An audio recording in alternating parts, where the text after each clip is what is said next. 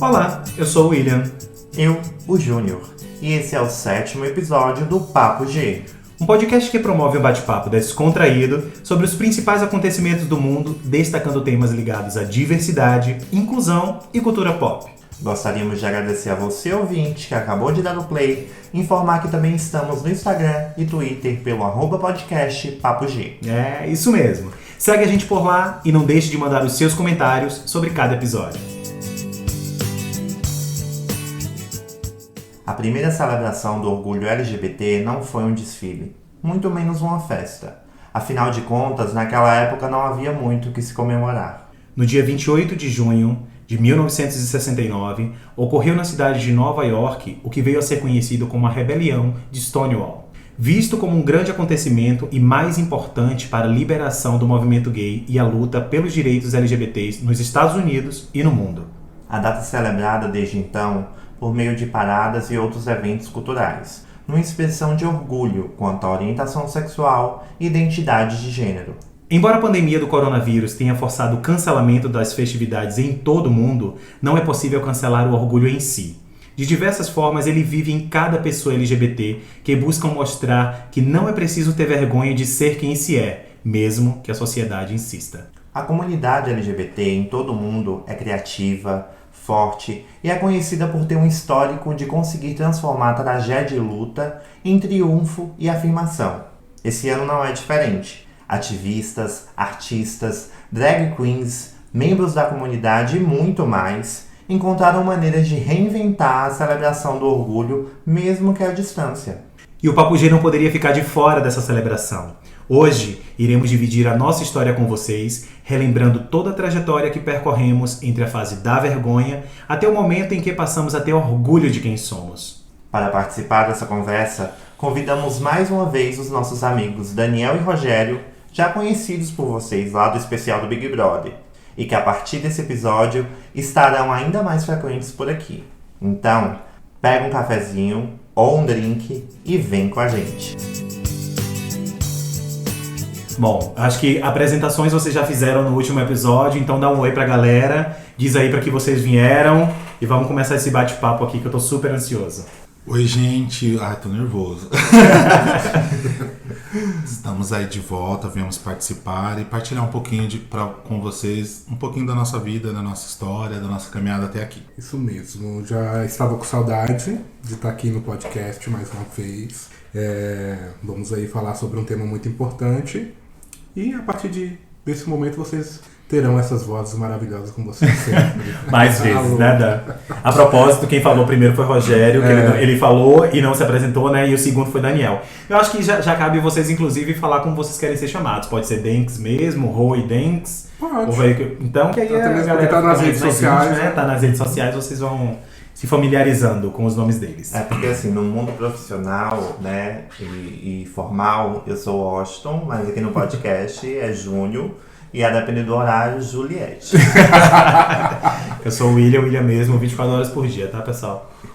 Então tá, como ponto de partida, eu gostaria de falar sobre o termo vergonha. Virginiano que sou, eu fui buscar isso lá nos dicionários da vida e quero trazer para vocês a definição para a gente refletir um pouco sobre esse termo. Que significa o seguinte: insegurança efetivada pelo medo do julgamento alheio, ato indecoroso que provoca indignação, dor causada pelo sentimento de inferioridade. Eu acho que aqui que está a maior definição da palavra vergonha. Mas e aí, alguma familiaridade com esse sentimento? Porque eu não sei para vocês, mas para mim a questão da vergonha, ela é anterior, inclusive, a entender o que significa ser gay. Eu senti vergonha de ser gay mesmo antes de saber o que é homossexualidade. Então eu queria saber um pouco de vocês. Como foi essa questão da vergonha? Existiu e como vocês acabaram lidando com essa situação? Sim, a vergonha eu acho que vem aliada pelo fato de você ser gay. Desde quando você lá atrás, assim, lá no início mesmo, quando você é apenas uma criança, mas você já sabe que você é diferente, você já tem uma visão de que alguma coisa com você é diferente e você vê que o mundo não é pra você. né? Nesse sentido. Então você começa a pensar que a sua forma seria algo errado. Então, desde ali, você já começa a falar, não, então se eu fizer isso, eu estou errado, então eu não posso ser assim. Então, nesse eu não posso ser assim, já entra a vergonha. Então, quando você vai crescendo, que você vai se descobrindo, que chega a adolescência, é mais forte ainda essa questão da vergonha. Porque aí já entra também a outra parte de bullying, enfim, que eu acho que também nós vamos falar aqui, mas fica mais forte. Você tenta realmente se esconder, né? Embora você não consiga, mas você tenta se esconder. Eu acho que está muito ligado nessa questão, a vergonha. Eu tive algumas experiências bem, eu não vou dizer traumáticas, porque graças a Deus as coisas foram crescendo e evoluindo e eu me tornei alguém do bem, né? Mas assim, quando criança, eu lembro que quando eu colocava a mão na cintura, tipo, por exemplo, como a gente coloca assim a mão na cintura mesmo, aí meu pai batia na minha mão e aí dizia que eu não era bullying, que eu não era bully, que eu não deveria ficar com a mão na cintura, e aí quando eu ficava com a mão meio que quebrada, tipo desmunhecada, né, que eles falam, e ele me dava tapa na mão, aí sempre tem aquela pressão em você. Já ali eu sabia que eu era diferente, já ali eu via que eu não estava dentro do padrão do que era ser um filho homem, e já ali eu já sabia que as coisas seriam mais difíceis para mim. Eu cheguei meus pais, eu vou falar meu pai porque foi meu pai que encabeçou toda essa história, mas meu pai chegou a me matricular em aula de capoeira, capoeira não, karatê, Karatê também. E aí ele disse, eu lembro que no karatê quando eu comecei, eu cheguei a fazer umas 2, 3 aulas, e aí logo no início o professor ele girava um cabo de vassoura. Ele colocava todos os alunos em um círculo e ele girava um cabo de vassoura para ir batendo na perna da gente. E aí eu lembro que eu cheguei em casa e, tipo, eu falava, poxa, estão me batendo, tá doendo e tal, não sei o quê. E, tipo, pra ele era normal, era aquilo mesmo que ele queria que acontecesse pra ver se eu tomava jeito. Então, essa vergonha quando eu ouço essa palavra e tento relembrar, e relembro do que eu passei, e sendo evangélico e cantando em igreja, ela vem de uma forma muito forte, porque eu passei muito tempo sentindo vergonha de quem eu era, e além da vergonha sentindo muito medo em terminar dando sinais que eram tidos como afeminados, que eram tidos como de bichinha, enfim, apelidos que eu ouvi ao longo da minha infância.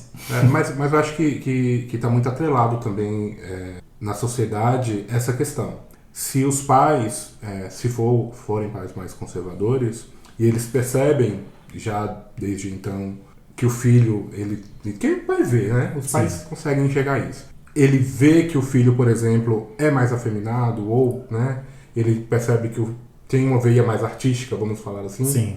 Eles tentam, de toda forma, também introduzi-lo no universo mais masculino possível. Isso. Eles não pensam, muitas vezes, se a criança quer, Eu também, como você, eu fui matriculado em karatê, mas assim, não adianta. São medidas para tentar consertar um defeito, sim, digamos assim, né? Sim. E como eu mencionei no início, a vergonha, a forma com que eu vejo esse primeiro passo, em que você começa a tomar consciência de quem você é e se vê como uma pessoa diferente, é que a vergonha, ela não vem da gente. Ela vem do outro. Bem imposta. A pessoa impõe algo, eu acho que é fruto da humilhação. Começa a te humilhar em decorrência do que você é.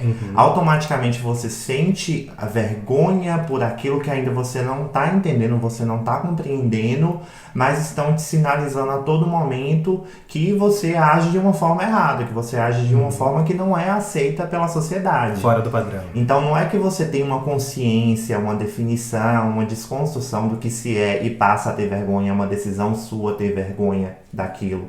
Não. É algo que se impõe sobre si e aí você não consegue lidar, você só sabe que aquilo é errado. E eu acho que o que, na minha experiência pessoal, o que me atrapalhou muito foi a ausência de referências. Porque quando você não tem referências, a gente veio tanto eu quanto o Daniel, a gente veio de cidade pequena, em que era um nicho específico de homossexuais que estavam ali e que eram pessoas que lidavam com a questão de uma forma muito mais, como eu posso dizer, eles acabam se expondo bastante, o que não é errado, mas que naquele momento o que a gente via, eu me questionava, eu sou dessa forma, eu não me identifico, porque ser gay tem várias vertentes. Então você pode ser mais afeminado, você pode ser menos afeminado, você pode ter uma questão de gênero, e aí tem várias nuances que englobam essa questão. Mas eu não me via naquelas pessoas, e a ausência de referência traz uma vergonha em ser quem eu nem me identificava. Sim. Né? A sua visão de gay não era a que você realmente queria ter. Pra mim é muito como o Júnior tá falando, né? Na verdade, existe um momento em que você, inevitavelmente, você se compara o que você sente e como as pessoas te criticam. Então, eu não sofri nada na minha família, assim, em relação a podar ou falar para de fazer isso, para de fazer aquilo. Eu acho que foi mais o contexto de amigos, de escola, que tinha inevitavelmente gozação, brincadeiras que eu nem entendiam por que estavam zoando comigo, e aos poucos eu ia entendendo que eu não poderia mais agir daquela forma, porque senão eu ia ser alvo de chacota, e eu entendia que algumas coisas que eu gostava me traziam a vergonha de gostar. Então, no contexto da escola, tinham pessoas que eram muito mais detectável que eram gays, e então talvez a atenção eram mais voltadas para ela, e eu estudava o que eu não poderia fazer para não passar aquela vergonha. Então, em cima do tropeço talvez de outras pessoas, eu acabei moldando ali o meu jeito de agir. Na sonoplastia foi ótimo. Saiu um barulhinho aqui do... Aí eu ponho e percebi que eu era gay. Só para concluir aqui, eu acho que esse ponto, que eu acho que a gente já falou demais, eu acho que os 4 aqui também passou, né, pela religião. E que, além da vergonha, eu acho que a gente também tinha um medo, né? Sim. Vem a culpa, né, vamos dizer assim, a culpa divina também de nos punir. Sim. Então, Medo de ir para o inferno. Exatamente. Então, acho que também vem tudo assim, entrelaçado ali, de mãos dadas. Acho que a gente depois pode falar um pouco mais aprofundado nisso. Acho que isso cabe, inclusive, um programa dedicado a isso. Né? Mas, assim, é engraçado como... Engraçado não, tem que mudar isso, é curioso. É curioso como esse medo que a gente terminou desenvolvendo dentro da igreja, dentro das nossas crenças, terminou nos separando de Deus. Sim. Né? Porque isso... Chega um determinado momento que você entra em conflito consigo mesmo. Eu tenho umas histórias bem pesadinhas voltado para esse tema, e que depois eu acho bacana a gente falar sobre. Mas, assim, o quanto a gente terminou se afastando de quem poderia estar ali do nosso lado. E estava, né? Sim. Ele sempre esteve. Mas, assim, da nossa parte, de confiar e esperar que o nosso momento ia passar e que as coisas iriam mudar, e que mais lá na frente as coisas iriam tomar um outro rumo. Que seria só uma fase, né? Que seria só uma fase. E eu tava pensando aqui ainda sobre a questão da vergonha. É uma vergonha que não é só nossa. E dentro do que o William falou sobre a questão dele familiar, é uma vergonha de toda a família, de todo mundo que nos cerca. Sim, com certeza. Eu tenho uma situação que... Mãe, eu te amo, tá tudo bem. Pra ela não achar que eu tô, enfim, remoendo alguma situação. Mas, enfim, tem coisas que ficam ali na sua mente. E eu lembro que em um determinado momento começou a surgir um boato na cidade que eu era gay e tal. E teve um dia que a minha mãe veio perguntar pra mim se eu realmente era gay e tal. Nesse meio tempo em que ela pergunta, ela entra em prantos. E chorava compulsoriamente e tal, e ficou super mal. Agora você me diz, como um pré-adolescente vai lidar com essa questão? E eu vou dizer pra ela, sim, mãe, eu sou. Sim, totalmente inviável, né? Dentro desse contexto. Então você vê que, lógico, a gente vai crescendo. Eu acho que toda uma sociedade hoje está aprendendo, está desconstruída. A gente está vivendo um outro momento. A informação ela é muito mais acessível, né? Nesse meio tempo, tanto eu quanto minha família toda aprendemos sobre a questão junto com toda uma população que está tendo acesso a isso. Mas naquela época, eu acho que a vergonha ela era meio que uniforme, né? Por todo mundo que vivia. E é uma tortura tão grande, porque quando você fala disso, é mais doloroso Não a vergonha que você acha que vai passar, mas a vergonha que você acha que vai causar nas pessoas que você ama. Então, assim, meu Deus, vai ser uma humilhação pro meu pai, pra minha mãe, pra minha irmã, pras pessoas que eu amo. Inclusive se esquecendo de si, anulando-se de fazer de tudo para que as outras pessoas não tenham vergonha. Você acabou de narrar a minha história, porque, tipo, a minha mãe, ela é regente de igreja, ela é envolvida com todas as causas de liderança e tal, e eu não vou dizer me assumir, porque minha mãe, quando eu vim pra São Paulo, que ela veio e me perguntou, você tá indo pra lá pra morar com um homem, não é? Aí eu peguei e falei que era.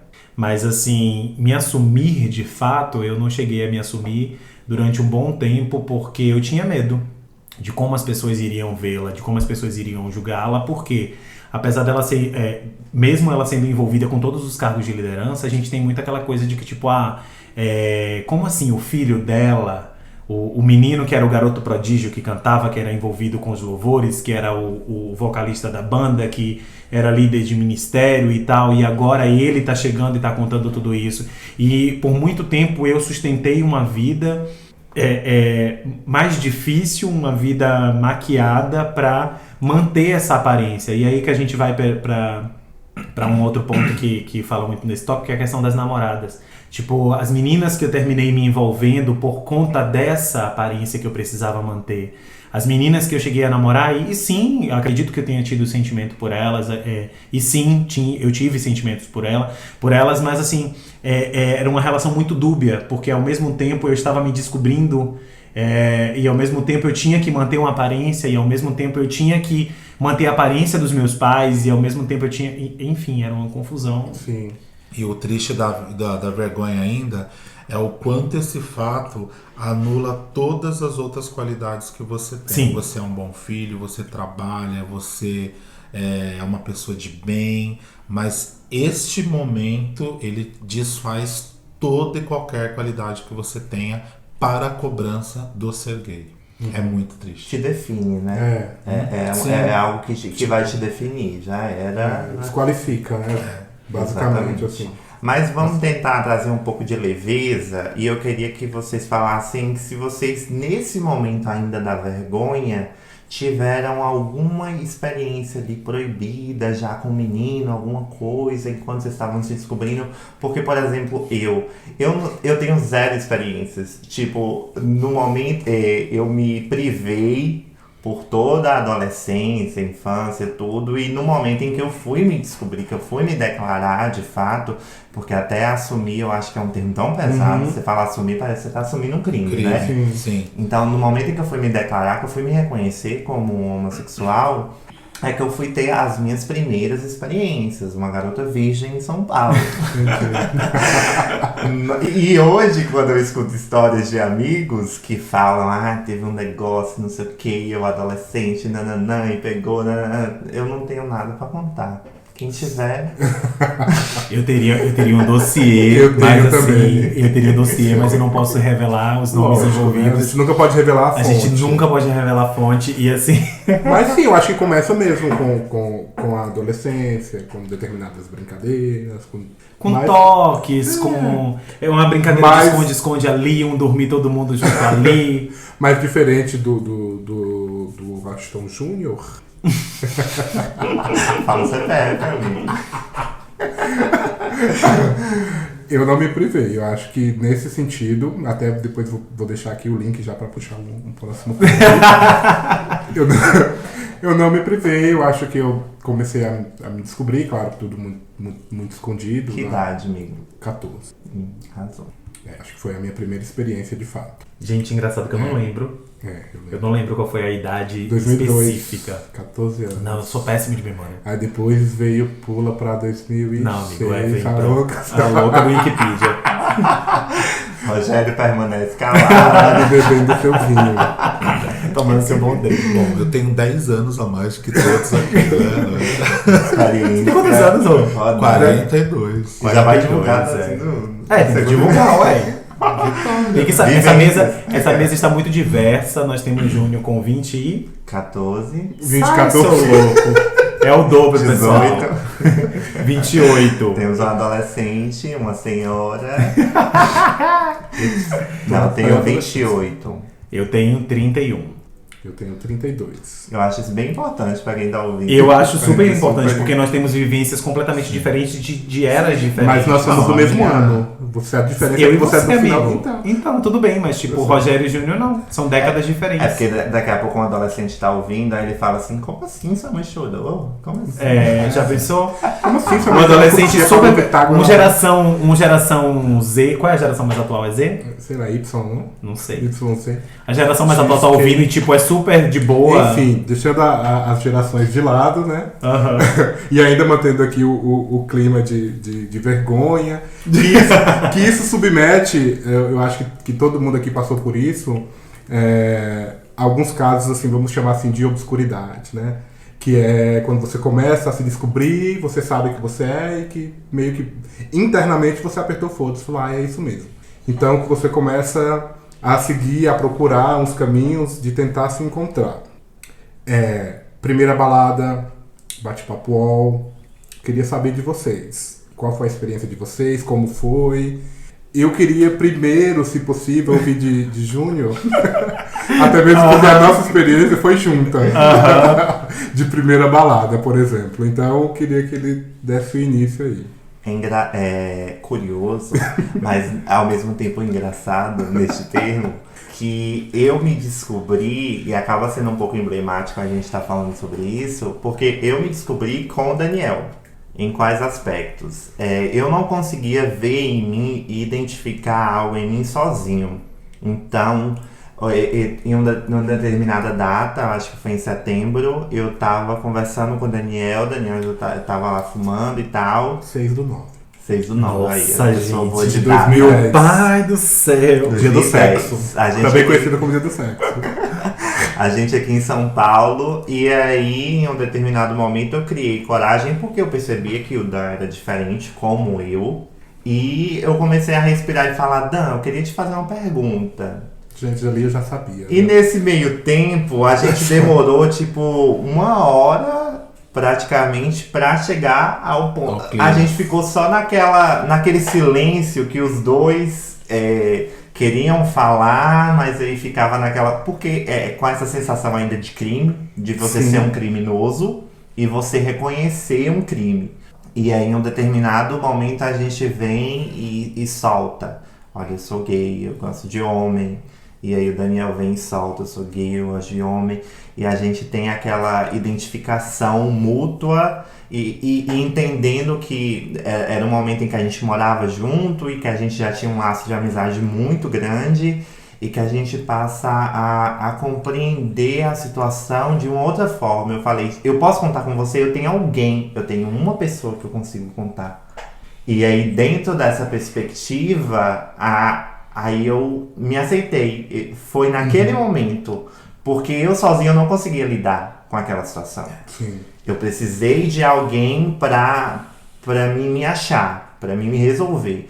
E ali juntos, o Daniel já tinha algumas experiências e tal, que ele pode dividir com a gente, mas eu não tinha nada. E ali juntos a gente começou a caminhar e a se descobrir dentro desse meio. Se descobrir como homossexual, como gay, como alguém que gosta de homem e que não é criminoso. Embora enraizado em nós estava isso. Eu lembro que quando a gente foi para nossa primeira balada, que eu encontrei um amigo de Vitória da Conquista que já estava super bem resolvido aqui em São Paulo e que os amigos dele se cumprimentaram com um beijo no rosto. Aquilo para mim, pro Daniel, foi assim de um absurdo tão grande e ao mesmo tempo de uma visão de desconstrução. E como assim as pessoas podem fazer essas coisas? Eu lembro a primeira vez que eu fui na balada, a sensação que eu tinha de estar fazendo algo super proibido e que alguém podia me... E é engraçado que quando a gente tá nessa fase de descoberta, a gente acha que a gente é famoso. Que qualquer momento alguém vai falar pra gente. Brota A no gente se baião. acha tão relevante e que os paparazzi estão na nossa esfera e Nossa, eles não real. estão, gente.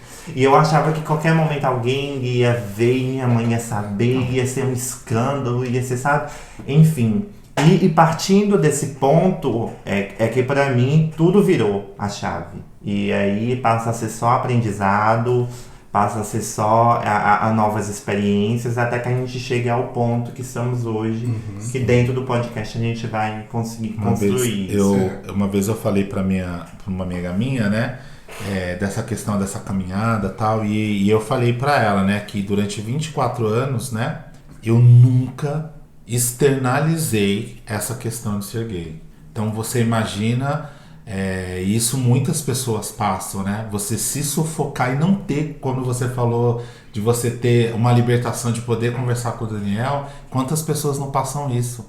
24 anos de uma vida em que a boca não pronunciou, não se permitiu se pronunciar, estou com vontade disso, eu sinto vontade disso, meu Deus, o que é? Só questionamento. Quando eu contei isso pra Elaine, minha amiga, ela chorou, porque ela não consegue imaginar. E é surreal, né? É a verdadeira clandestinidade, de sufocar, e muitas pessoas sucumbem nisso. Sim, por isso que a gente tem muitos jovens que se matam, que tem todo esse lado triste, mas por conta desse sufocamento, não é todo mundo que aguenta. Gente, porque você para pra pensar, nós temos uma caminhada desde sempre que a gente vem trabalhando o nosso psicológico.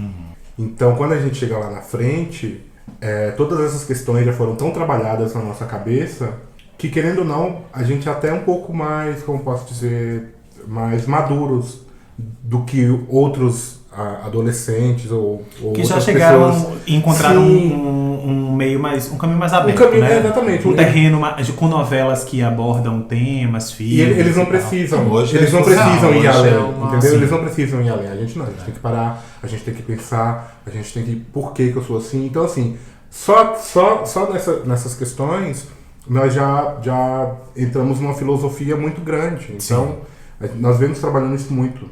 Eu lembro Desde que sempre. meu primeiro namorado, eu ainda estava, eu tava mantendo um relacionamento com uma menina, Com a namorada. simultaneamente. E a gente, para conseguir se encontrar, tipo, eu tinha que sair do trabalho, ele estudava próximo de mim. A gente se encontrava, eu no final do trabalho, eu saía do trabalho, era tipo 12:00, 1h, e ele estudava à tarde, e aí eu esperava ele sair do colégio pra gente se encontrar, pra ir pra praça, pra ir andar em algum lugar, só pra ir de volta pra casa no mesmo ônibus, que a gente morava no mesmo bairro. Ele era da mesma igreja, mas não da mesma congregação. Tipo, ele era da igreja, só que de um bairro vizinho. Então, era muito louco, porque, tipo, eu tinha uma certa exposição na minha igreja por estar envolvido com canto e tal. Eu lembro que sempre que tinha festas em ambas as congregações, tipo, quando se juntava todo mundo, a gente meio que ficava naquela troca de olhares, aquela coisa bem louca. E nessa questão de eu ter que manter um relacionamento de fachada, não foi nem de fachada, né? Tipo, dói até falar sobre isso, mas enfim. De manter um relacionamento por conta dessa confusão toda, dessa exposição que eu tinha, eu cheguei a conversar e tal, e aí ele falou que entendia, mas aí eu meio que fui me afastando da menina e tal, fui me afastando, até que a gente conseguiu ficar junto um tempo maior, e depois, mas ainda assim, éramos adolescentes, né? Tipo, eu tava entrando na vida adulta, 18, 19 anos. Ele ainda era mais novo que eu, um pouco mais novo que eu. Então, ainda assim, tipo, dependíamos dos nossos pais, dependíamos de momentos X para conseguir estar junto. Mas era uma loucura, porque você conseguir equilibrar dois relacionamentos é uma coisa meio que louca, né? Um já é difícil. Não, eu não falo nem nesse sentido, amigo. Trazendo pro cenário colorido da coisa, aí a gente já tem uma outra história. Questão de balada que o Júnior falou, aí realmente é o lado mais leve, mais cômico, né? Porque eu aí tinha um outro amigo meu também, né? Que a gente se descobriu, igual você e o Daniel. E aí o nosso era o objetivo, desafio, vamos para a balada. Meu Deus, nós comemos a balada, nós vamos chegar lá, as pessoas se pegam, vão querer pegar a gente, meu Deus, não é isso e tal. Como que a gente vai de táxi? Eu não vou com o carro do meu pai, imagina, eu vou chegar lá, o povo vai ver o carro do meu pai. Vai ver a placa, vai ver a placa, meu Deus, de Guarulhos, é o Rogério. Vai chegar todo o dossiê aqui em casa na manhã seguinte. Cara, eu queria muito ver o vídeo da minha primeira vez na casa, na balada. Era uma balada chamada Sogo, aqui nos Jardins, em São Paulo. E a gente entrou, eu, né, e os meus amigos, e a gente não tinha coragem de olhar para as pessoas, então a gente entrou com a cabeça baixa, escorado na parede, e aí a gente ia... Bem isso, a gente ia tateando a parede, olhando de lado assim, pra não encarar as pessoas e pra não ser reconhecido, bizarro. Aí assim, vai lá, pega uma cerveja. Eu imagino as pessoas também olhando, porque eu ia dar muita surreal, risada. os três eu ia chamar assim de olá, aquele menino louco ali bem na parede. Assim. E aí a gente levantava o olho pra dar uma olhada no ambiente e se cruzasse o olhar com a outra pessoa, parecia um tiro. Meu Deus do céu, ele viu. E o coração, meu Deus do céu, aquele cara me conhecer, deve me conhecer. Meu Deus do céu, é da igreja, não sei o que e tal. Surreal. E a segunda ainda foi mais assim. Aí depois você começa a ver com o ambiente. Eu sempre amei balada. Sempre fui de balada. Com 18 anos era sexta, sábado e domingo. E eu sempre fui pra balada pra dançar. Eu nunca tive o ímpeto dos meus amigos que era beber e pegar mulher, por motivos óbvios. Eu ia pra dançar sexta, sábado e domingo. E de repente eu descobri que aquele ambiente gay era isso. Era pra dançar, era pra paquerar também. Mas não era esse inferno que eu tava pensando. Mas aí misturou um monte de coisa, né? Mas aí você tava falando de se arrastando na parede, aí tá o Daniel aqui meio que se representando, né? Fazendo. E eu disse a lagartixa toda se arrastando na parede. Gente, aquele menino tem problema lá. A louca. Isso, ridículo. Com certeza alguém comentou, alguém viu. Não, mas é uma performance.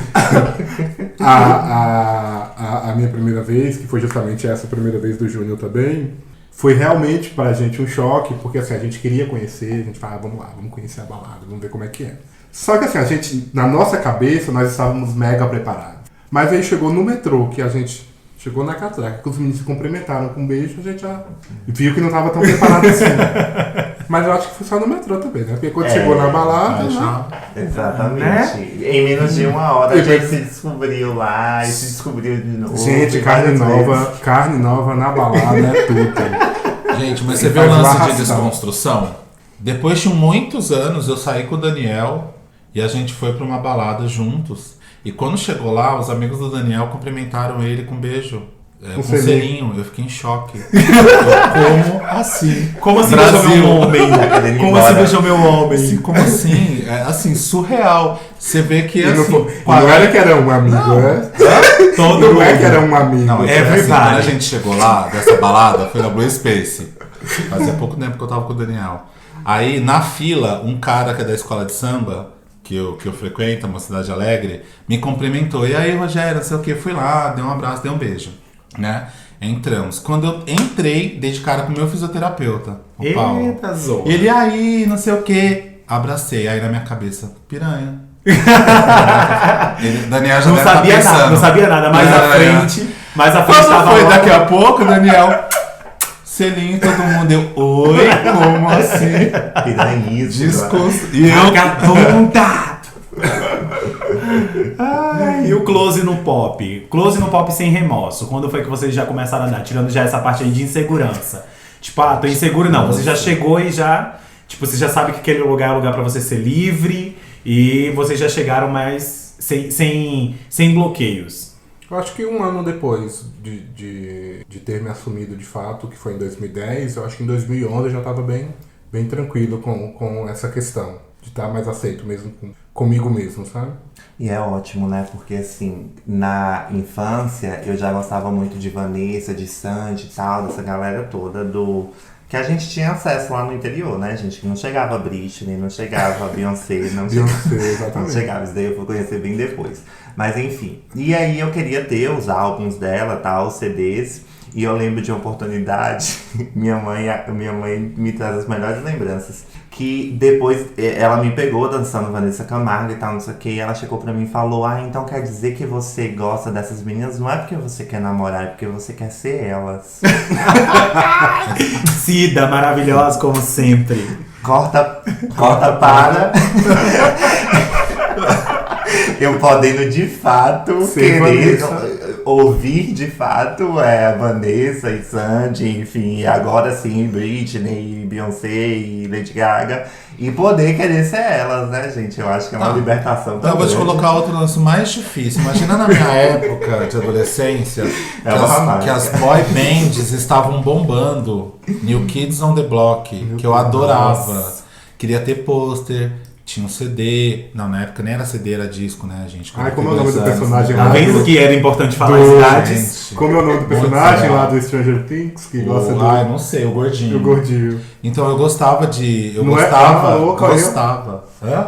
Confundindo tudo aqui, falei Stranger Things, é do It. É, do It, nada a ver. Então, eu gostava do New Kids on the Tá Block. sabendo legal, né? Por causa das músicas, mas porque os caras eram bonitos. E eu queria. E aí eu tinha uma prima que ela tinha uma pasta do New Kids on the Block. Então todas as revistas. E aí eu colecionava e repassava pra ela e Nossa, falava. uma pasta, me lembrou uma papel de pasta, carta. papel de carta. Queria muito ter, mas aí, aí a gente volta lá pra cheia de vergonha. ursinhos. Aí já volta pro tema que tá falando. Vergonha.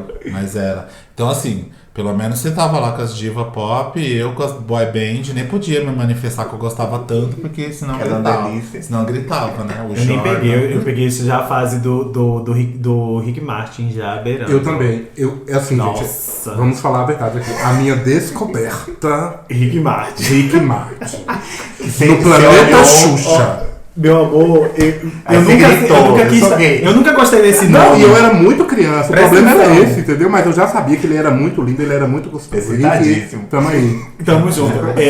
Eu nunca gostei desse nome, mas foi conhecer Rick Martin que eu queria ser a Maria. Quando ele gritava 1, 2, 3 pra trás de Maria, meu amor. Ai, Tá, ai. então tá, gente. Mas aí a gente decidiu sair da clandestinidade, metemos o pé na porta do armário, saímos. Pra algumas pessoas isso é uma coisa assim, pá, de uma vez. Pra outras é uma coisa que vai caminhando, vai evoluindo gradativamente, conversa com os amigos, vai se abrindo com a família, até pessoas mais próximas, até que, enfim, o mundo inteiro acaba sabendo. Mas como foi o caminho de vocês? Como é que isso aconteceu ou está acontecendo? Calma, devagar. Um de cada Dá pra vez. todo mundo falar. Um de cada Tá, vez. beleza, então vou começar, pessoal. Rapaz, é o que eu tava falando agora há pouco. Eu não cheguei a sair do armário, literalmente, né? Então aqui eu quero aproveitar meu lugar de fala. A louca. Meus pais. Bota no card de som esse podcast. Para, menino, que é um momento sério. Casa de família. Música emotiva. Aqueles cards Eu posso falar, gente, era minha vez. Nesse instante ninguém queria falar nada. Ninguém queria saber do armário. Ninguém queria saber Mas do ninguém ainda armário. quer falar, o pessoal só quer bater Exatamente, resenha. exatamente. Estão querendo trancar meu armário aqui. Eu sou gay. E é isso, enfim. Eu cheguei, tipo... E choque total de 0 pessoas. Gente, pelo amor... Nossa, bem isso. Muito isso. É porque, tipo, desde o começo, gente, eu botava cadastro na cabeça, eu botava camisa na cabeça pra fazer que era cabelo. Quem não entendia? Eu fico me perguntando quando eu dava esses sinais no meio da casa, se as pessoas não entenderam que eu só faltava desenhar. Eu estava desenhando ali o que eu era. Mas enfim, meu processo de saída do armário, assim, o momento em que eu falei para minha mãe que eu era gay, de uma forma, nas entrelinhas, foi de fato quando eu vim morar em São Paulo, tipo, há 4 anos atrás. Apesar de já ter tido outros 2 relacionamentos antes, um de quase 3 anos, outro também de quase 3 anos, eu ainda assim consegui me manter no submundo, submundo não, que sou muito pesado, mas assim, de uma forma meio que fazendo parecer que eu estava morando com um amigo, fazendo parecer que eu, tipo, não estava namorando com uma menina porque eu não queria, enfim. Mas dizer pra ela, eu disse quando eu vim pra cá pra São Paulo, que foi ela quem perguntou se eu estava vindo pra cá pra morar com um homem, e eu respondi que sim. Então, esse foi o momento. E aí, após isso, ela ficou sabendo, através de redes sociais e tal, quem era a pessoa, mas enfim. Essa foi a forma que eu saí do armário para os meus pais. Já para minha irmã, ela já sabia, meus irmãos também já sabiam, tipo, de uma forma meio que indireta, chegaram a conviver com meus namorados, enfim. Mas meus pais mesmo, foi no momento que eu vim para São Paulo. Entendi. A minha também com os meus pais... Foi mais numa questão que acabou ficando numa brincadeira que ficou subentendido também. Que foi na casa de um tio, o famoso tio e aí as namoradinhas, que fez esse questionamento, né? Cadê as namoradas, se eu não ia casar e tudo mais. Aí eu, muito sério, muito pleno, respondi assim, ainda bem que nem de mulher eu gosto.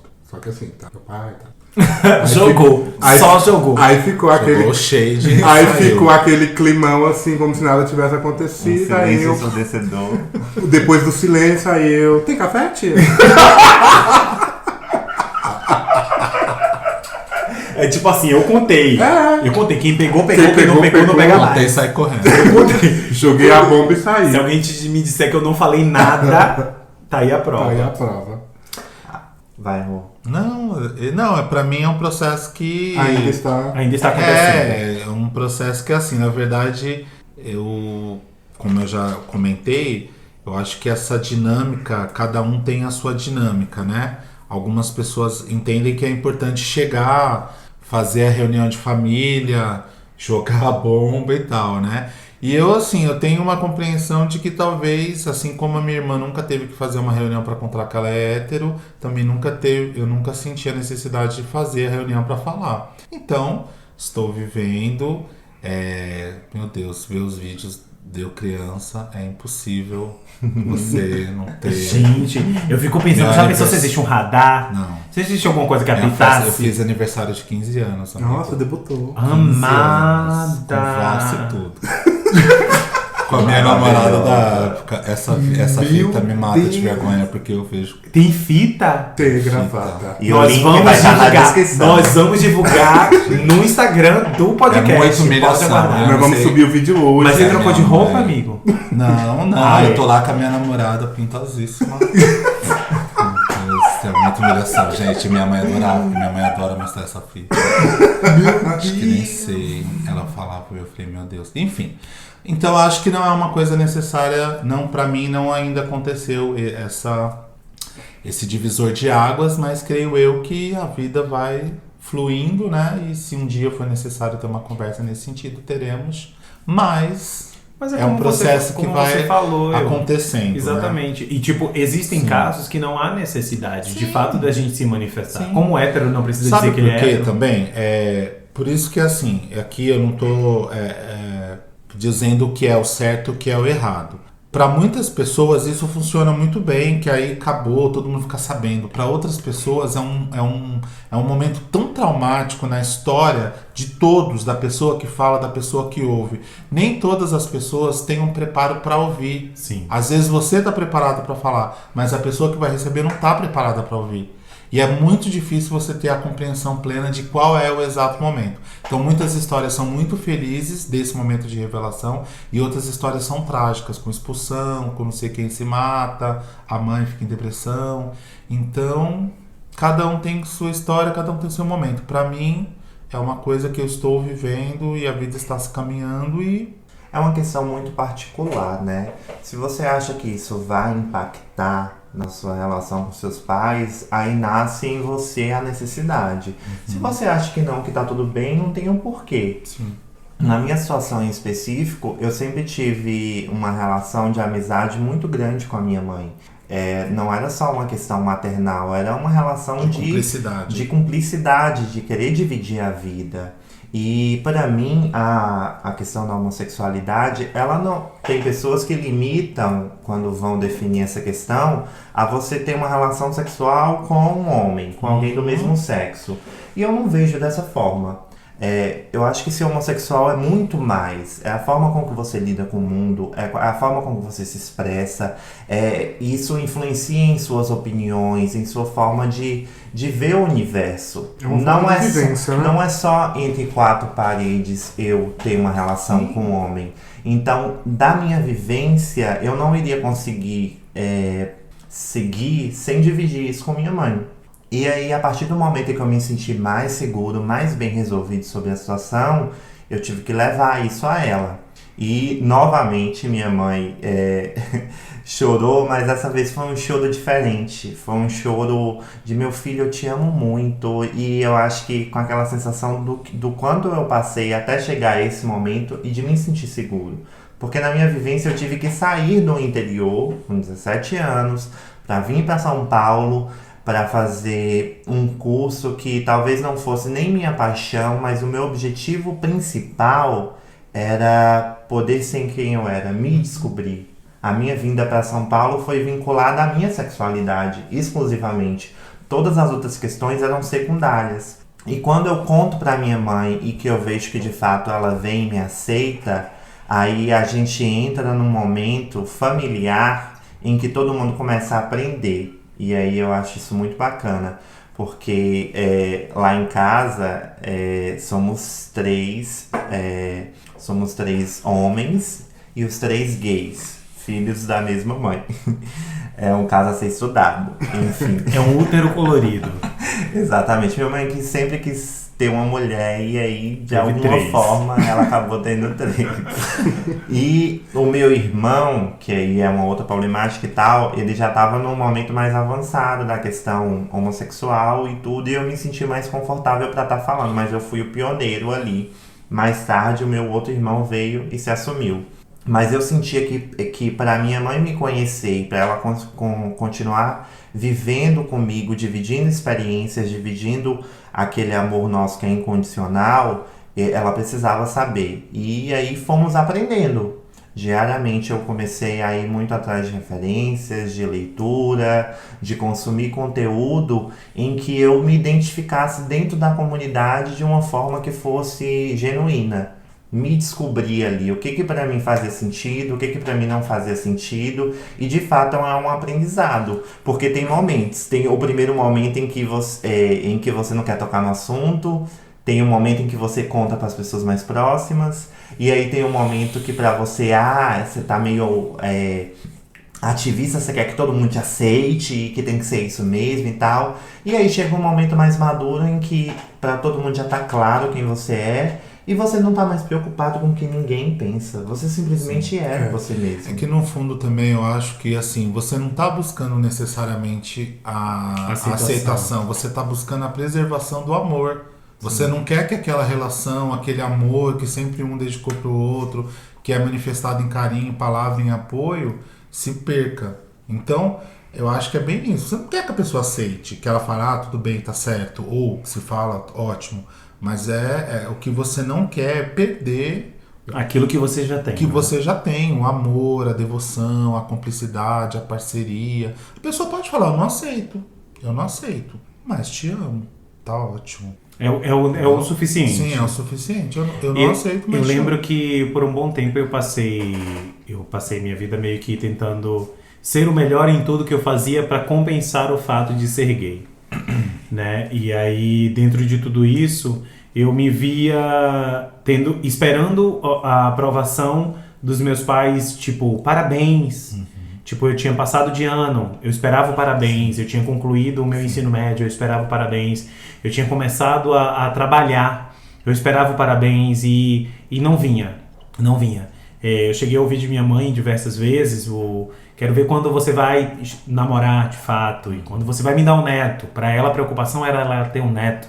E por um bom tempo, todas as conquistas que eu vim tendo, eu percebia que não era suficiente. Nada ia compensar o fato de ser gay, nada ia compensar o fato de não ser o filho homem que ela esperava que eu fosse, nada ia compensar o fato de não entrar na igreja ao lado de uma mulher vestida de noiva. E eu comecei a perceber que tipo, era ali o momento em que eu tinha que passar a focar em mim.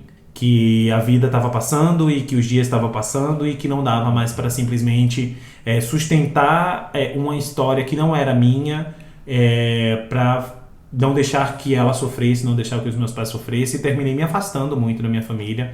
Não me afastando de uma forma completa, mas assim, eu passava a vê-los com uma frequência muito menor do que eu costumava ver, justamente para conseguir viver a minha vida em paralelo. Eram 2 linhas tênues que caminhavam juntas, mas tipo, eram 2 vidas, eu me sentia tendo literalmente 2 vidas, porque mesmo quando eu estava no meu relacionamento, eu passava de segunda a sexta na casa com o meu companheiro, e quando chegava no final de semana eu ia para casa e parecia que nada do que eu vivia de segunda a sexta existia. Que era aquele momento que eu estava ali no final de semana e que segunda-feira eu iria sair daquela vida e entrar em uma outra vida.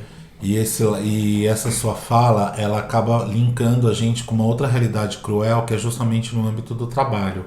porque a impressão que tem é que até essa questão de repente vir à tona de ser ou não gay, ou de ter um jeito ou não, eu também em muitos momentos me senti muito forçado a demonstrar mais que os outros que eu era muito bom, que eu ia fluir muito bem naquele trabalho, que eu ia ser muito melhor e tal, como se fosse uma compensação do fato Isso. se em algum momento Sim. descobrissem ou que isso viesse à tona. Então, para eu já estar com um nome consolidado, com que as pessoas conheciam o meu trabalho e tal, então aí esse fato não fosse relevante. Eu já perdi trabalho por causa disso, não sendo assumidamente, mas por negar coisas que levavam a crer, né? Esses dias eu até estava contando para o Daniel. Eu não fui escolhido para trabalhar no escritório, né? Eu trabalhava no escritório de uma equipe de 14 pessoas e o cliente estava em recuperação judicial, estava com muita dificuldade, parou de pagar o escritório não ia mais representar. Dessas 14 pessoas, apenas 2 iam ficar. Uma advogada... Apenas 2? Apenas 2. Sim. Uma advogada e um advogado. Então o gerente indicou para o sócio 2 advogadas e 2 advogados. Eu fui uma das pessoas indicadas. Então, você me respeita, querida. Não. Então, eu fui um dos escolhidos, mas eu já sabia que eu não ia ser escolhido. Por quê? Existia um fato muito marcante de uma oportunidade. Esse sócio, que era o cara que tinha decisão, ele chegou e intimou todo mundo a jogar bola. Quinta-feira eu aluguei uma quadra, nós vamos dividir. Fora que a divisão dessa quadra era um absurdo, que era R$80. Pra mim era um absurdo. Você é obrigado ainda ter que pagar R$80. E ele foi lá intimando todo mundo. Ó, quinta-feira todo mundo joga bola, tal. Não é nem por questão de ser gay que eu não gosto de jogar bola. Muitos gays gostam, jogam pra caramba e tal. Mas não era a minha vibe e era um ambiente extremamente homofóbico, machista, não tinha nada a ver comigo. E ele chegou em mim e falou, então, ó, quinta-feira, bateu no meu ombro, quinta-feira. E eu tava trabalhando, eu só viria assim, não, desculpa, eu não gosto. Não vou, eu não curto muito futebol. E voltei. E aí ele falou assim, não, mas todos irão.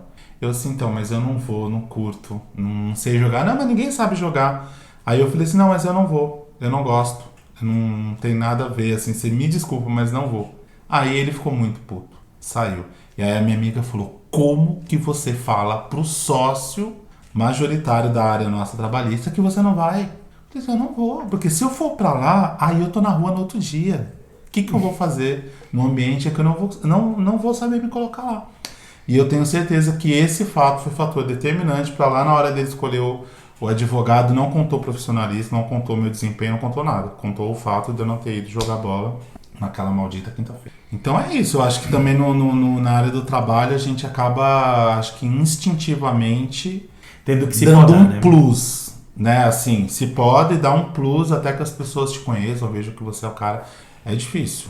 E você, Júnior, me conte, qual foi sua experiência profissional referente à questão do seu posicionamento quanto a ser homem gay? Como eu já falei antes, eu acho que tem uns momentos, né? Inicialmente eu trabalhei em escritórios que, para mim, não era... Por eu não estar tão bem resolvido, não era importante eu estar dividindo essa questão. Só que hoje, para mim, já é algo totalmente essencial. Eu deixo bem claro na entrevista inicial, porque eu tive escritórios em que eu não tive uma experiência tão bacana. Então, a partir desse momento, o que é para mim crucial é um escritório que me aceite, que entenda a diversidade. E no momento atual é algo que as grandes empresas estão preocupadas, né? É uma moda saudável hoje a preocupação, né? Com a diversidade. Então eu faço questão de, no momento inicial, já declarar, você tem um relacionamento, e geralmente rola essa pergunta do relacionamento, não de orientação, nada mais específico. Tenho sim, sou casado com um homem, a gente mora junto, já para deixar claro, porque se aquilo for um critério de eliminação, que eu seja eliminado num primeiro momento. Mas sim, houve um momento em que era uma questão que para mim não cabia estar colocando. E hoje, para mim, ela é crucial. Porque eu não... É algo que a gente vai falar mais pra frente, mas eu não consigo mais voltar pro armário. Uma vez que você sai, não me cabe mais lá dentro. Para mim, é prioritário. Eu acho que antes de questão salarial, antes do ambiente em si, A minha orientação sexual é algo que eu não consigo mais esconder no âmbito profissional. Mas é uma época de ouro, porque olha, assim, é porque senão a gente vai ficar aqui 2 dias conversando, mas assim, eu já tive histórias extremamente tristes em ambiente de trabalho, de chorar, de muita humilhação, sem ser oficial, das pessoas, só das pessoas deduzirem, entendeu? Só O pra ambiente vocês. jurídico, ele é muito machista.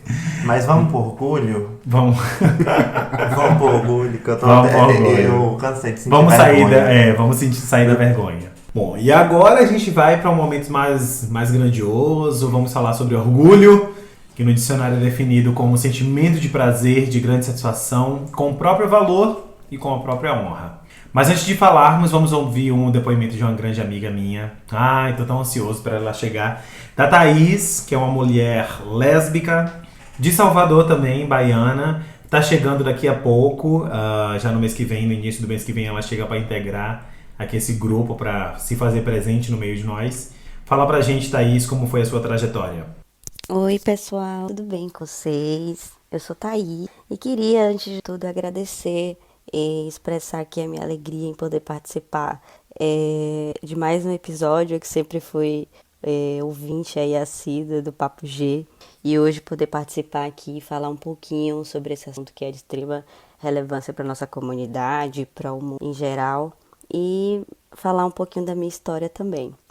Bom, o meu processo de transição foi algo muito natural. Eu confesso que eu nunca passei por represálias da minha família ou algo dentro de casa, e confesso que isso também acabou me fortalecendo, sabe, para o mundo. Eu me assumi lésbica aos 18 anos e eu acho que a minha maior vergonha no momento, na época, na verdade eu não sei se isso é vergonha ou se é um medo, era de ser apontada pelas minhas amigas que eu só queria, por exemplo, ficar com elas, que é uma coisa que ainda acontece bastante aí no meio lésbico, sabe? As meninas sempre associam que o fato de você ser lésbica, você quer dar em cima de todo mundo, e na verdade não é nada disso, não é? A gente tá aí cheio de questionamentos internos, de dúvidas sobre o que você realmente quer. Então acho que a última coisa que eu queria nesse meu momento era isso, era ser apontada, foi algo que eu sempre busquei trabalhar aí na minha mente para que eu não ficasse mais travada em relação a isso, em poder falar sobre as pessoas o que eu realmente estava sentindo e não ser associada a isso ou a algo mais pornográfico, como a gente sabe, muitos homens acabam fazendo. Então, vocês assim podem imaginar o quanto é difícil para a mulher, né, na sociedade ter o seu espaço, por mais que a gente tenha muitas lutas e leis que nos protegem. Eu acho que isso acabou também virando uma construção diária, foi algo muito passos de formiguinha para que eu pudesse entender o impacto que eu causava na sociedade, com as minhas escolhas, com tudo que eu falava, como que eu podia ajudar as pessoas, como que a minha mãe compreendia a minha escolha. Hoje, 10 anos após para todas as pessoas, posso dizer que tudo que eu passei, eu acho que me ajudou muito para que eu crescesse aí como pessoa, e entender também, porque era uma coisa que eu não sei se vocês meninos passaram por isso, mas entender que eu poderia sim fazer tudo normal, como todas as outras pessoas, e que a sociedade também entenda que a gente pode, assim como qualquer outro, ter uma família, né? Eu acho que uma coisa que eu sofri muito era com esse questionamento de pessoas na rua, enfim. E passei por muita coisa também no meu ambiente de trabalho. Isso é algo que aconteceu. Eu meio que sempre fiquei nessa balança de ser muito bem aceita dentro de casa versus o que eu sofria na sociedade. Assim, eu espero que um dia as pessoas possam entender de fato que a ideia e o nosso orgulho é justamente ser exatamente aquilo que a gente quer ser livre e amar as pessoas, ser feliz, sem julgamento. Eu acho que ter uma semana no meio disso tudo que a gente está vivendo, para que a gente possa falar mais abertamente sobre esse assunto, também é algo muito bom. E que as pessoas possam compreender aí cada vez mais que sair do armário e ser da diversidade é uma coisa muito maravilhosa, tá bom? Um beijo para todos vocês e até mais. Tchau, tchau. Bom, eu tô muito feliz em ter a Thaís agora integrando essa mesa cheia de pessoas maravilhosas. Ela tá chegando de Salvador já já. E vai ser uma lésbica, uma voz feminina para integrar aí o Papo G. E tá cheia de histórias para contar também, mas eu quero saber de vocês como é que tá sendo essa fase do orgulho. Hoje, como é ser gay e estar diante do mundo de uma forma diferente do que era lá atrás, deixando para trás aquela questão vergonhosa, né? Uhum. Foi uma transição muito bacana essa parte do orgulho, de você ver que você realmente pode ser quem você é e se aceitar de fato. Eu, no meu último trabalho, acho que eu fiquei 6 anos, era um ambiente muito bom nesse sentido de orgulho. Porque foi um ambiente que assim que eu entrei, eu vi que eu não precisava me esconder, eu não precisava de me portar, tentar ser o mais másculo possível, sabe? Então, assim, naquele momento eu falei, eu posso ser quem eu sou aqui. Então, assim, foi muito bacana e foi ali, eu acho que na 2013, 2014 pra cá, eu acho que isso me trouxe também uma força pra vida, sabe? No sentido de, se eu posso ser aqui num ambiente de trabalho, né? eu posso ser na vida, Eu não posso mais ter vergonha de nada. Então, acabou sendo um fator determinante mesmo, né? Nessa transição pro orgulho. E hoje eu acho que independente de onde eu for, seja nessa questão de trabalho, seja na questão pessoal, eu não consigo mais também mentir ou omitir determinadas situações só para ver alguém mais, sabe? Para agradar outras pessoas. Primeiramente, vem para mim. Por mais difícil que tenha sido essa trajetória que a gente mencionou desde o início do programa, quando você chega ao ponto do orgulho, é uma certeza muito forte que você acaba adquirindo. Então, volto a dizer, você não se cabe mais no armário. Você tem a convicção do que você é, de tudo que você passou, da sua trajetória, do que foi para chegar ali, do quanto você teve que aprender sobre si e sobre a sociedade. Então acaba que você se aproxima, agora é você que faz as suas escolhas. Então você procura um ambiente profissional que lhe faz bem. Lógico, talvez eu esteja falando num lugar de privilégio, mas hoje esse seria o meu recorte nesse aspecto. E eu procuro também estar cercado de pessoas que me fazem bem. Não são mais as pessoas que vão determinar se eu sou aceito ou não. Sou eu que vou aceitar e vou colocar essas pessoas para próximo da minha vida. Eu que vou decidir ou não dividir. E eu vou dividir e vou trocar apenas com pessoas que me fazem bem, que são desconstruídas ao ponto de entender que nós somos diferentes. E que o fato de eu ser ou não homossexual não vai mudar a forma com que eu vejo o mundo de forma negativa. Pelo contrário, hoje eu consigo dizer que se eu pudesse voltar e nascer de novo, eu queria ser homossexual. Porque a cabeça que eu tenho, a mentalidade que eu tenho e a forma com que eu vejo o mundo hoje é em virtude da minha orientação sexual. E uma coisa importante para a gente deixar claro aqui, não é uma escolha você ser ou não homossexual. É uma escolha você aceitar quem você é. Isso é uma escolha. A questão homossexual ela é uma condição. Exatamente, a gente nasce e tem pessoas que escolhem viver uma vida permanecendo na clandestinidade, que a gente falou em um bloco anterior, que aí ele decide casar com uma mulher, ou enfim, dentro da letra com que ele se identifica, a viver uma vida que não é a dele. A nossa escolha hoje, a minha escolha hoje é ser quem eu sou. E eu acho que o orgulho tem muito disso, de você ter a alegria de reconhecer a pessoa que você construiu, né? De todos os obstáculos que você venceu, você não sucumbiu, você não enlouqueceu, você não fez mal para as pessoas, ainda que tenha sofrido agressões, ainda que tenha sofrido maldades. Isso para mim é um motivo de muito orgulho, né? De ter construído uma pessoa de bem, uma pessoa com bom coração, com defeitos, com qualidades, mas que não se envergonha daquilo que fez, daquilo que é, e sabe e tem a plena consciência que é uma pessoa que tem muito a agregar em tudo, no aspecto dos relacionamentos, no aspecto profissional e tudo. E o orgulho não é uma falsa humildade, né? O orgulho é você poder dizer, eu sou assim, eu tenho isso a oferecer e isso ninguém tira de mim. Então, essa é a força do orgulho. É curioso falar porque depois que eu entendi que o fato de ser gay não me diminui diante de outras pessoas, eu consegui deixar com que a minha criatividade aflorasse muito mais, com que o meu conhecimento se expandisse a ponto de assumir determinados desafios que antes eu me colocava em uma posição de que tipo, poxa, é uma exposição muito grande.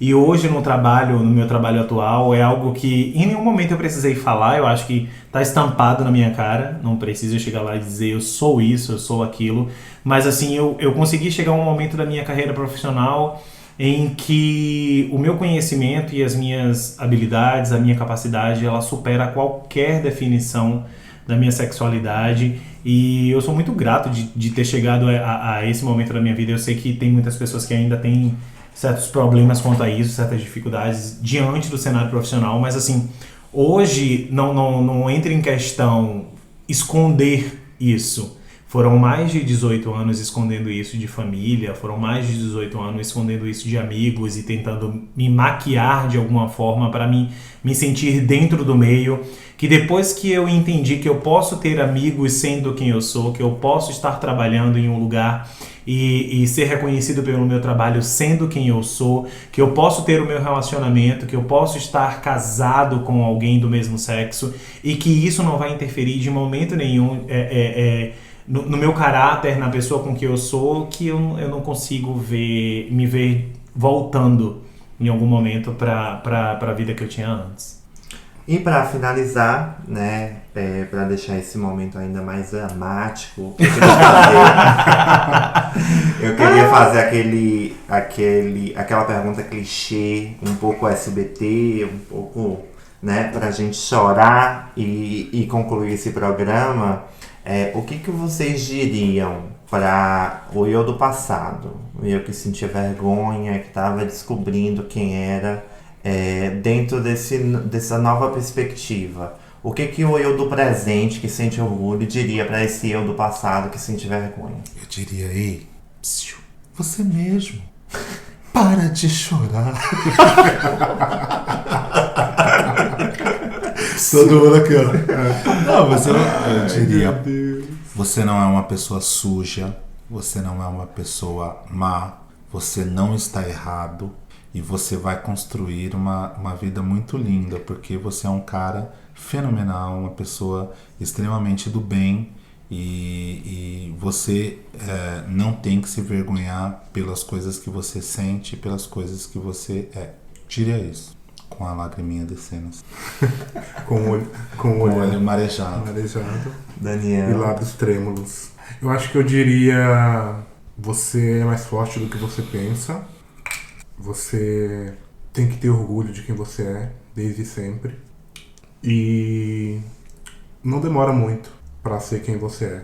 Porque a vida passa muito rápido e você precisa viver esses momentos sendo feliz. Mas essa felicidade precisa dessa liberação. Então, seja feliz e você é forte, mais do que você pensa. Liga. Aqui era um fundo musical muito bonito. Nossa. Assim, né? Tava aqui pensando justamente nisso. Primeiro de tudo, acho que não foca tanto no inferno, porque essa palavra ela vem se repetindo tantas vezes na sua cabeça que às vezes você esquece de pensar no que te faz bem.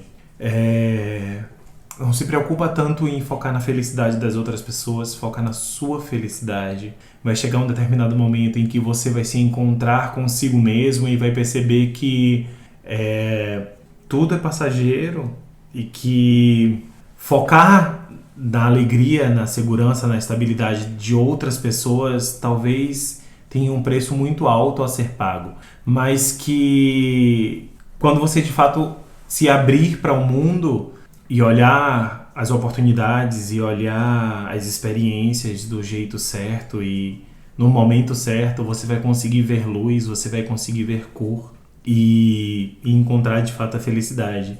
Não vai demorar muito, suporta aí todas as dores, suporta todos os medos, suporta todos os receios. Vai chegar um determinado momento em que você não vai precisar se importar com nada disso. E vai conseguir simplesmente ser feliz e entender que as pessoas que quiserem ser felizes com a sua felicidade, elas são bem-vindas. E as outras, elas simplesmente não importarão. Acho que é isso. Eu tenho um aspecto muito complicado porque pra mim é como se eu tivesse começado a viver com 18 anos, que foi o momento em que eu me aceitei.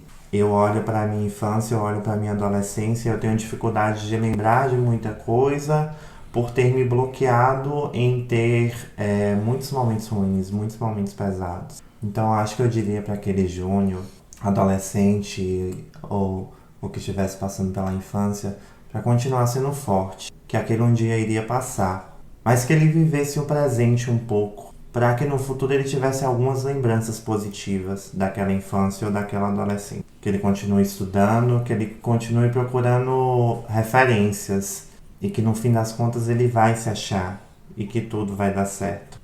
Não precisa se culpar por algo que você simplesmente é. É isso que eu diria.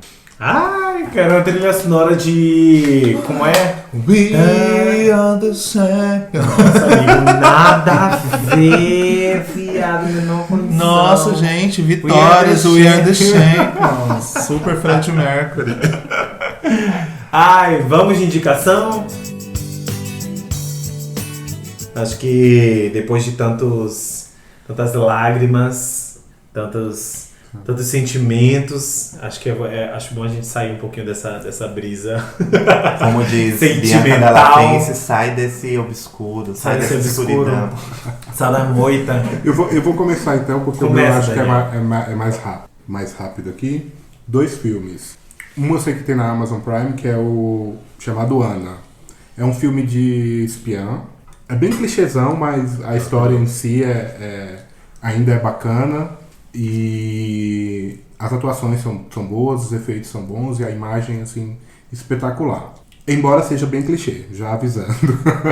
E o outro é Ameaça Profunda, com a Kristen Stewart. É um filme que eu gosto muito, desse tipo de filme, que é um filme que tem ação do começo ao fim. A Kristen Stewart do Crepúsculo? Isso mesmo. Gente, mas ela tá arrasando, saindo um monte de filme, né? Exatamente. A gente assistiu agora recentemente As Panteras. Esse é Muito fantástico, assim, não te dá 5 segundo minutos paz. de filme, você já tá morrendo. Nossa senhora, eu quero assistir É muito bacana. Porque assim, eu gosto muito de filme que acontece muita coisa. E esse é o tipo de filme que eu gosto. Porque assim, desde o começo já tá acontecendo alguma coisa. Não é um filme que deixa pra acontecer. Ameaça Profunda. Ameaça Profunda. Também tá na Amazon? Eu acho que isso tá tava no Apple. No deixa eu ver. Apple, mas tem no Google Play. Filmes? No Google Tá. Filmes. Ai, gente, a minha indicação é tão bonitinha. É uma série da Netflix chamada Eu Nunca. É uma série que você não dá nada por ela, mas ela envolve tantas questões. É engraçada, envolve diversidade, descoberta, questões raciais. É muito emocionante, é muito engraçado. Eu choro, não é difícil eu chorar, mas eu choro muito, inclusive. Mas assim, tem momentos que você chora, tem momentos que você se identifica, tem momentos que você ri. É um contexto teen, então às vezes as pessoas menosprezam, mais um seriado com gente de escola. Mas são tantas questões bacanas, principalmente em relação à questão racial. É uma menina indiana inserida num contexto americano, extremamente preconceituoso. E aí ela fica naquele dilema em querer ser uma adolescente, entre aspas, normal, e ser uma indiana, ter o marido que a família indica. Não vou dar spoiler, mas é muito legal. E o outro seriado, nada a ver, chama Selling Sunset. Adoro. Selling Sunset. É a história de uma agência de corretagem, né, que vendem casas maravilhosas. Aí você fala, mas o que tem de mais nisso?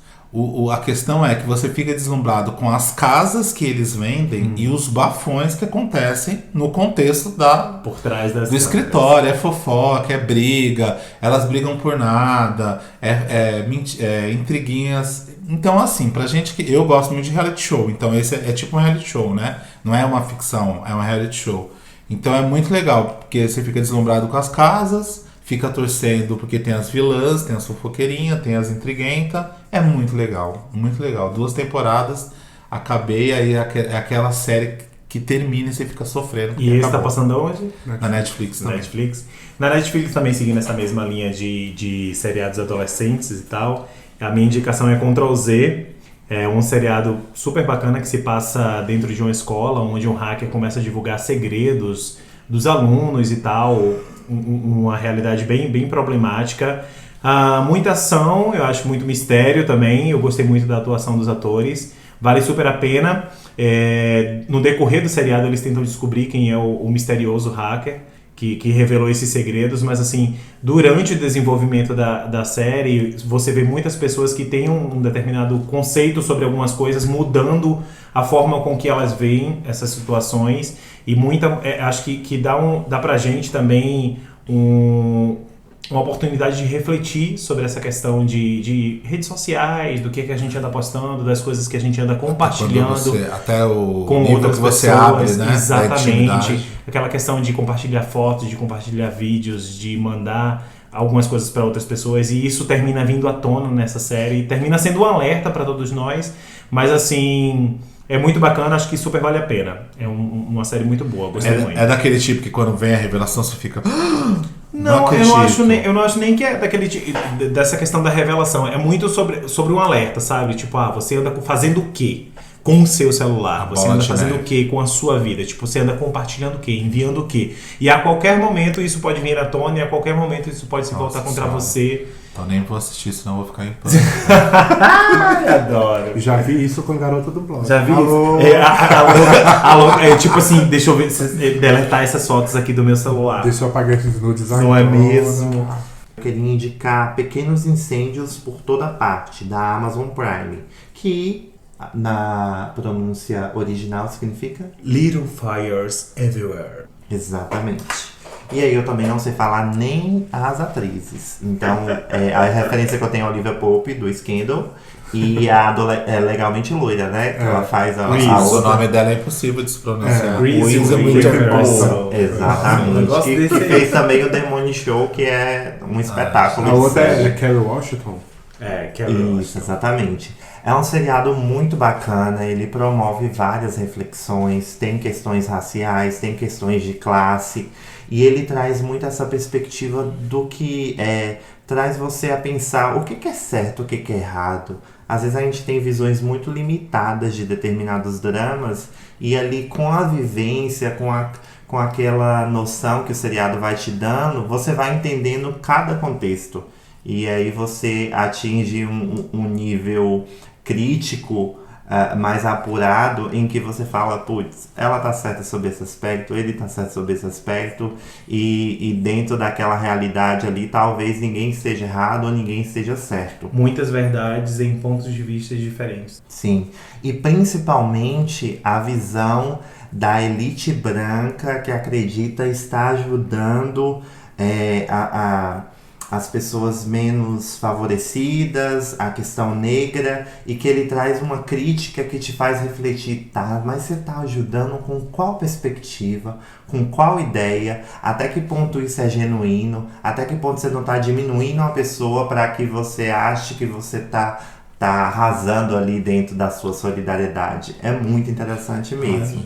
Nossa, assim, você falando, até quebrando aqui um pouquinho o protocolo, mas até me senti mal agora de não ter sugerido uma outra série que é muito, até melhor do que essas duas agora. Que eu falei, que é até por conta do todo o tema que a gente falou aqui, que é Pose, da Netflix. Gente, maravilhosa, por toda a questão da diversidade, da época que ela aborda, né, dos anos 80, né, Final dos anos 80. Início do HIV.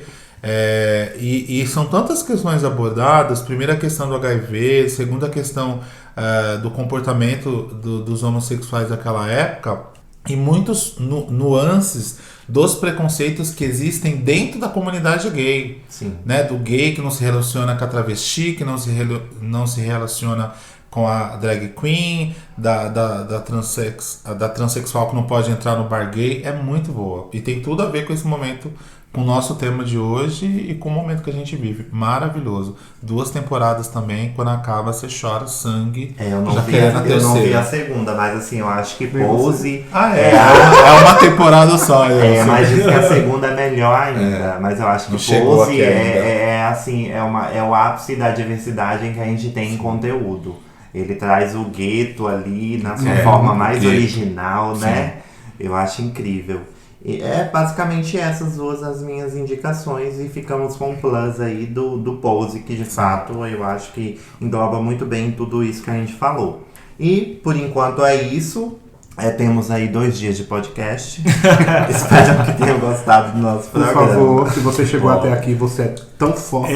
Nossa, parabéns. Bom, Passou tão rápido. a cada 15 dias nós prometemos. Aliás, eu quero nesse episódio Fazer o aqui, compromisso. fazer o selar. compromisso, né, I Rogério? promise. Dá o dedinho Não é? aqui. Dá o dedinho, vamos falar o dedinho. Que daqui a 15 dias nós teremos um novo episódio, novinho, saindo do forno pra vocês, tá bom? Conheça outros podcasts através da rede LGBT Podcasters. Saiba mais acessando o site ou redes sociais que incluímos na descrição desse episódio. E claro, obrigado por nos ouvirem. Um grande beijo! Tchau, gente! Tchau, fiquem com Deus! Até.